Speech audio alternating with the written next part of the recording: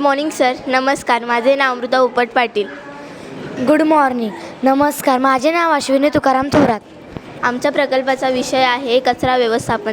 सध्या कचऱ्याची समस्या खूप भेडसावत आहे. सरकार त्यासाठी खूप मोठे प्रयत्न करत आहेत. शाळकरी विद्यार्थ्यांना ओला कचरा व सुका कचरा एवढेच माहीत असते.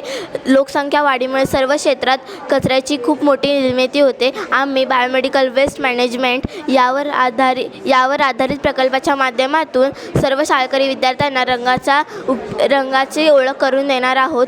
हॉस्पिटलमध्ये कचऱ्याची विल्हेवाट लावण्यासाठी विविध रंगाचा उपयोग केला जातो. उदाहरणार्थ त्यामध्ये लाल रंग, निळा रंग, पिवळा रंग, काळा रंग व पांढरा रंग असतो.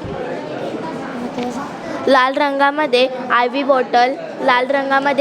बॉटल, युरियन बॅग, सुया वगैरे असतात. पिवळ्या रंगामध्ये कापूस, मानवी अवयव, शरीरातील द्रव्य पदार्थ असतात. पांढऱ्या रंगामध्ये सुया, धातूची तीक्ष्ण तुकडे. काळ्या रंगामध्ये हॉस्पिटलमधली पेपर्स वगैरे, टिश्यू पेपर कप वगैरे असतात. धन्यवाद. शाळेचे नाव राजाराम शेठ विद्यालय.